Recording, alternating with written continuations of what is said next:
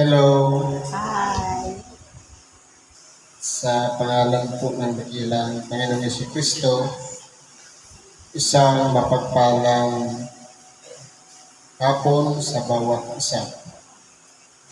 Nandito po tayo sa ikalawang bahagi na kung saan ating pong pinaghahati-hatian ang tinapay ng buhay o tinatawag na salita ng Diyos, Ibanghilyo na pinakakailangan ng ating nag-iisang kaluluwa na kanyang pinakapagkain upang ito'y lumakas at mapaglabanan natin ang mga pagsubok, mga danasin ng tao dito sa ibabaw ng sanlibutan. Meron po tayong aralin o sitas na pinagkaloob. Ang una po ayon sa unang sulat ni Apostol Juan sa Kapitulo 2, versikulo 15 hanggang sa 17.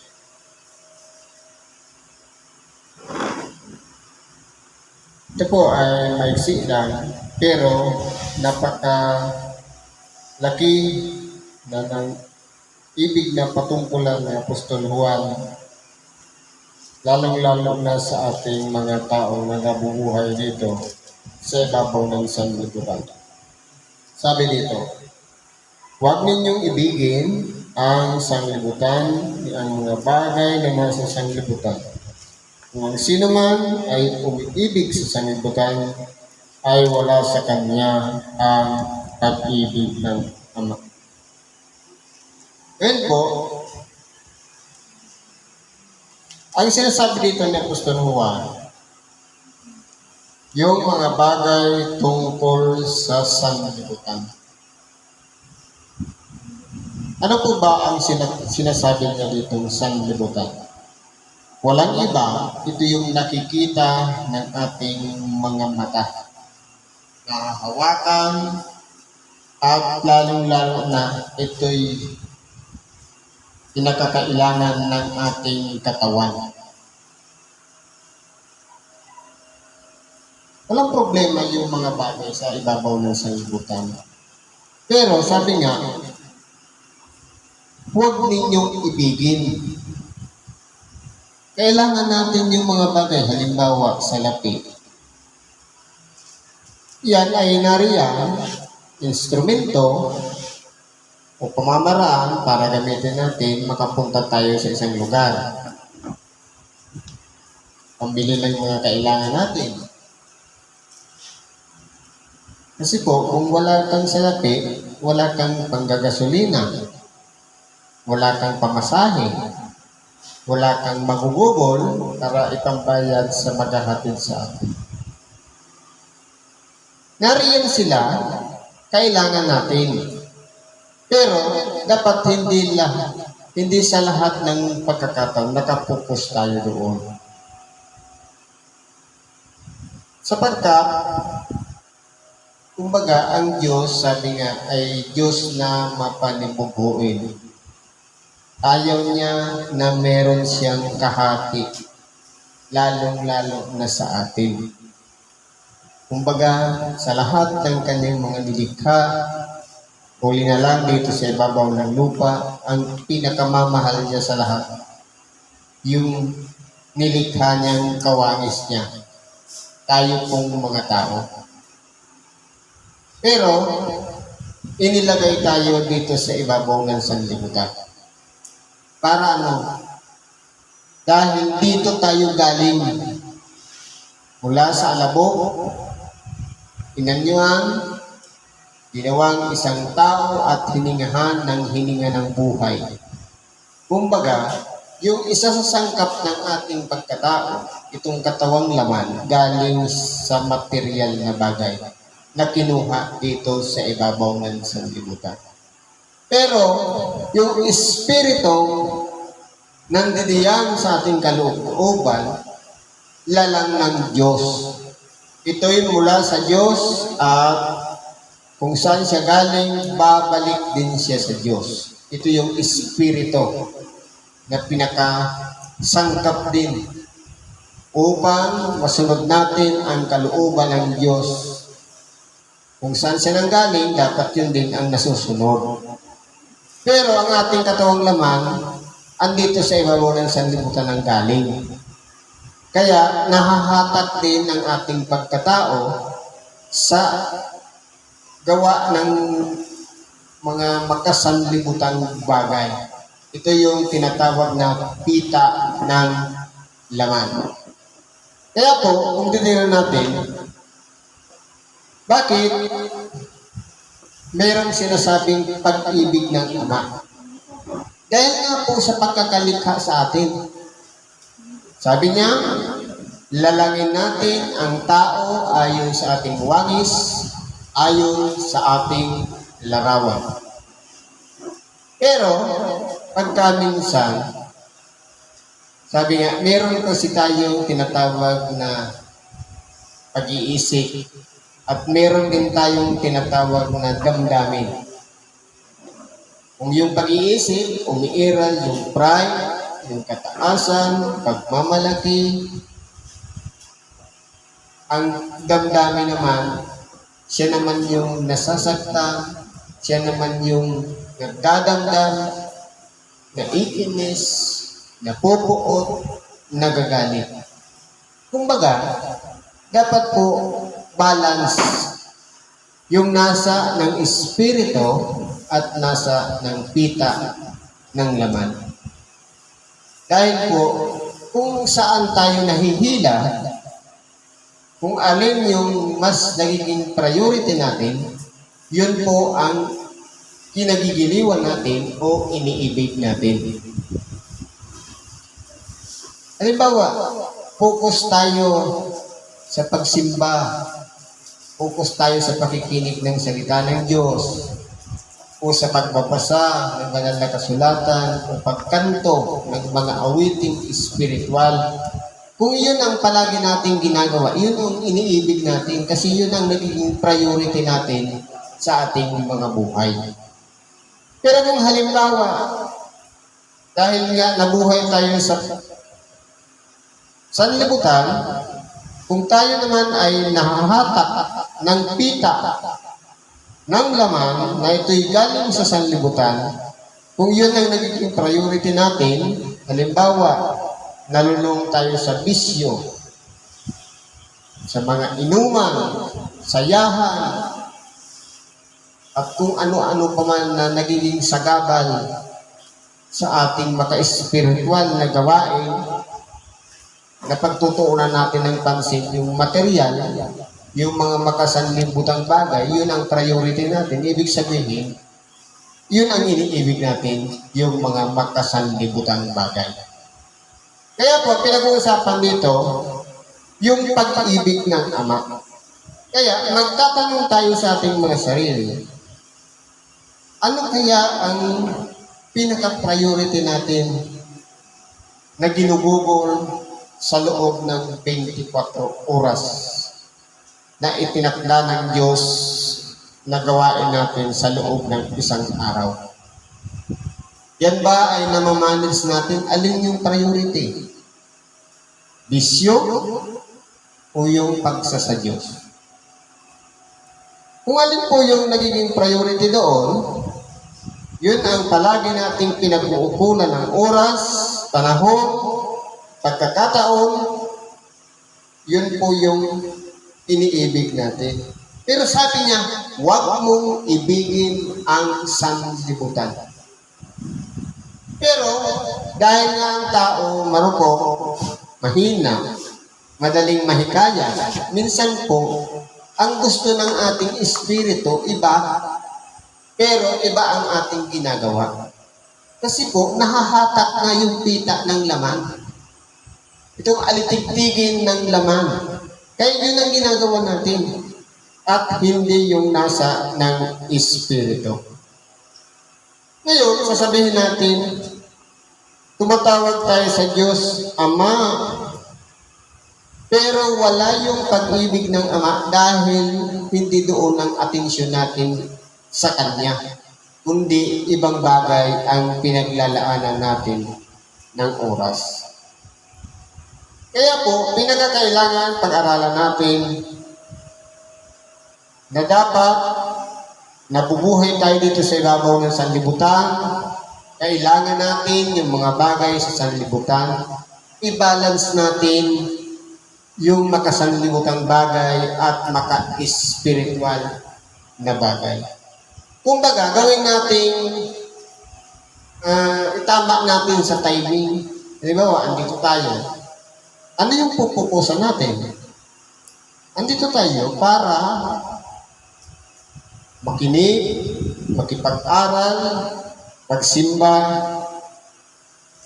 at namnamin natin yung kahalagahan ng Ebanghelyo na ipinagkakaloob sa atin. Kaya tayo nagbigay ng oras para makarating dito. Yun po yung pinagtutuunan natin. Pero kung tayo po ay mayroong ibang ginagawa at mayroong ibang pinagtutunan ng pansin, yun po yung iniibig natin. Kaya nagagawa natin yung nasa naman ng laman at hindi yung nasa ng espiritu. Sabi niya, sapagkat ang lahat ng nangasa sanglibutan, ang masasamang pita ng laman at ang masamang pita ng mga mata at ang kapalaluan sa buhay ay hindi mula sa Ama kundi sa sanglibutan. Meron pong ilang bagay na bit-bit ng sanlibutan.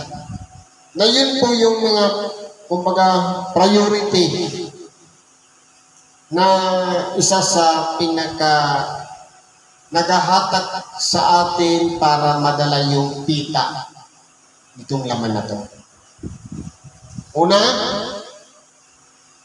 pita ng laman. Ano-ano po ba ito? Ito yung minsan madali po tayong mainis. Madali tayong magalit, pumapuot sa ating kapwa. Kumbaga yung ating pagpapasensya minsan maiksi. Ano pa, yung mga nakasanayan natin na kinalakihan natin. Yung mga bisyo, yung mga itinuro o natingala natin sa ating mga magulang nung maliit pa tayo hanggang sa kinalakihan natin. Ano pa, yung mga bisyo, yung mga bagay na nagiging atensyon natin halos sa buong buhay natin. Yun ang ginagawa natin. Ang isa pa, masamang pita ng mga mata.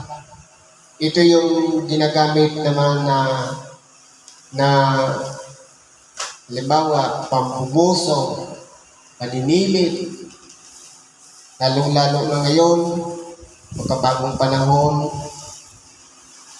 ang mga mata natin ay sa halip na gamitin sa pagbabasa ng banal na kasulatan, nakapupos tayo sa napakaraming mga nobela, teleserye, mga balita sa TV, mga panoorin sa cellphone, at kung ano-ano ba man na ginagamit naman yung mata.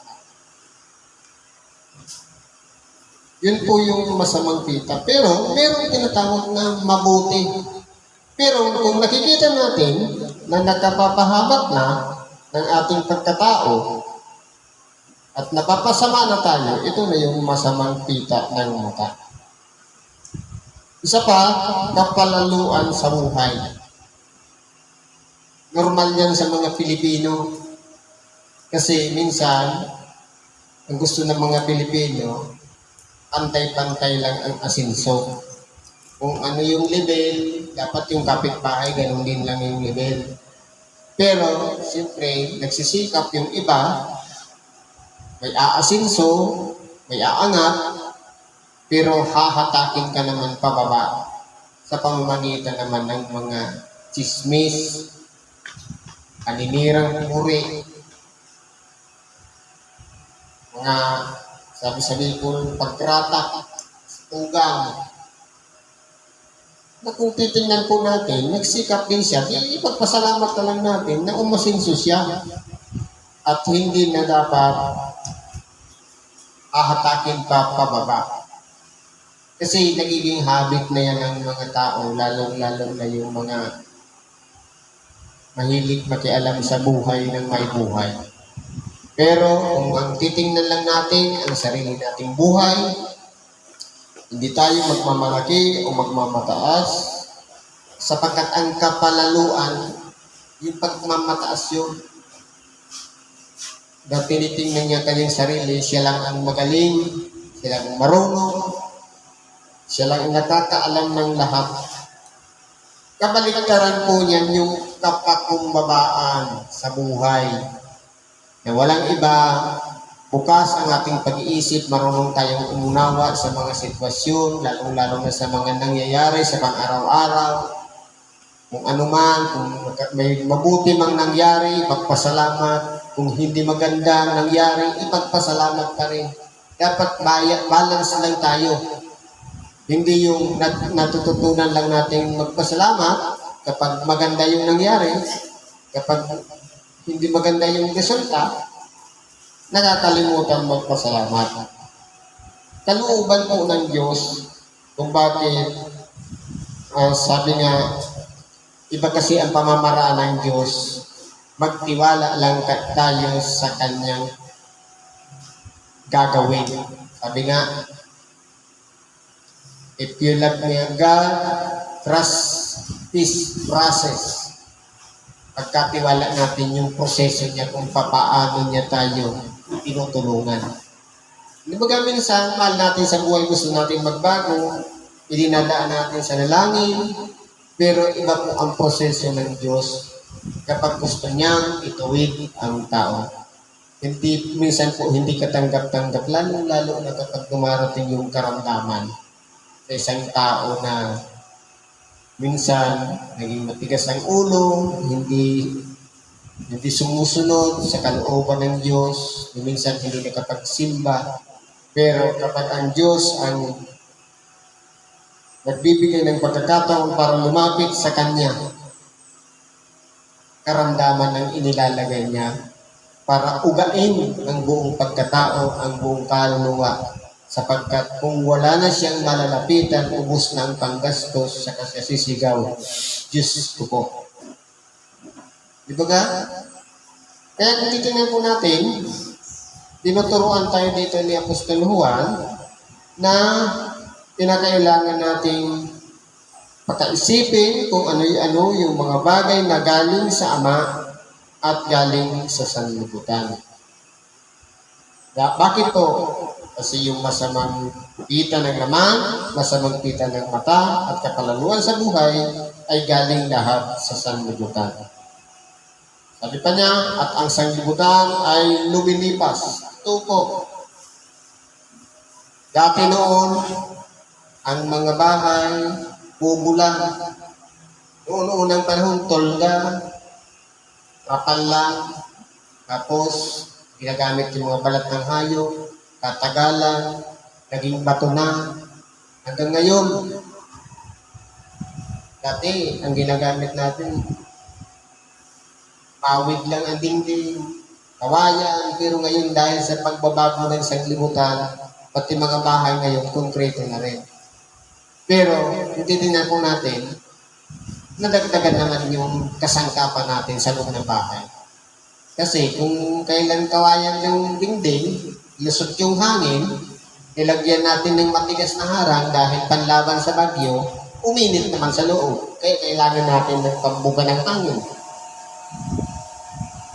Kaya, iyan po ang nangyayari na ang sanglibutan lumilipas, nagbabago. Dati noon, para lang mag-communicate ang isang mahal sa buhay, gagawa ka ng telegrama. may presyo ang kada litra. Papadala mo shortcut na message. Pero katagalan, nauso yung telepono, yung beeper, yung cellphone no, na halos kalahating kilo ang isang piraso. Baterya pa lang, mabigat na. Maalala mo, yung malaki pa sa uki-tuki. Yung cellphone noon, kahit pukpuk po sa ulo ng tao.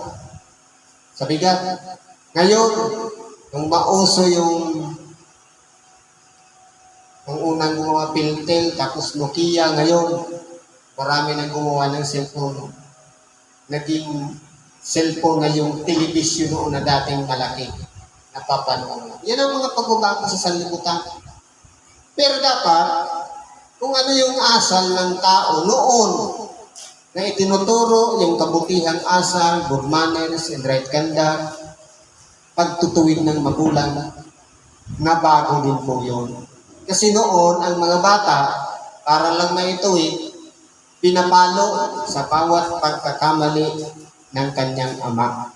Pero ngayon, nung magkaroon na ng mga batas tungkol sa bawse, violence against women and children, kahit mga teacher ngayon sa eskwelahan, hindi niya na pwedeng paluin o saktan ang kanyang estudyante. Pero noon, pinipingot sa tenga, sa kilikili, sa hita, pinapalo sa kamay, kapag ayaw sumunod sa kanyang teacher. Pero ngayon, nabago na. Hindi na pwedeng pagsabihan ng mga estudyante. Dahil kapag umiyak, bullying na agad. Kaya nga, nagbabago ang sanlibutan. Sabi dito, ang sanlibutan ay lumilipas at ang masamang pita niyaon. Katapat, ang gumagawa ng kalooban ng Diyos ay nananahan magpakailanman. Kaya titingnan po natin, nagbago ang sanglibutan, may mga gandang bagay noon na napasama ngayon. At meron namang masasamang bagay noon dahil kumbaga mabagal ang komunikasyon, kumbaga iba ang pamamaraan noon kung ng transportasyon, at kung ano-ano pa ang mga bagay. Pero ngayon napabuti. Pero ang pinaka-importante po dito, yung sanglibutan na ating tinitirhan, dito tayo naranahan. Gamitin lang natin instrumento o pamamaraan para tayo'y mabuhay. Sabi nga, ikaw ay merong isang bagay na pinakakailangan ng iyong buhay. Ano ito? Na pag ito'y binuhay mo, buhay ka rin. Pag ito'y pinatay mo, patay ka rin. Maraming bagay yun. Ang isa na doon, salapi. Kapag hindi ka gumamit ng salapi, hindi ka mabubuhay. Wala kang pangkain, walang pamasahe, walang panggastos sa luho. Pagka yan naman ay binuhay natin, doon naman tayo malululong. Tama yung sinabi kanina ni Brad. The love money is the root of all evil. Ang pera o salapi, gamitin natin instrumento na pinakakailangan ng ating katawan. Huwag lang natin paugatin para hindi siya sumibol, hindi tayo matalo, kundi dapat tayo pa rin ang mas higit na may power sa salapi at hindi tayo ang pinapasunod niya. Ganun po dapat. Kaya ang mensahe po dito sa unang aralin, merong paghahambing yung nasa na mula sa Ama at yung nasa na mula sa sanlibutan.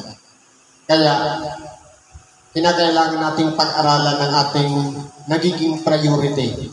Dahil kung ano yung kinagigiliwan natin, yun yung pinag-uukulan natin ng oras at panahon. At yun ang palagi natin ginagawa.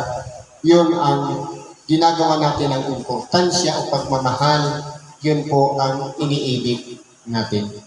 Eh kung iniibig natin, pagkasanlibutan, makikita naman po yan. Dahil tayo mismo ang nakakaalam ng lahat ng mga nangyayari sa ating buhay.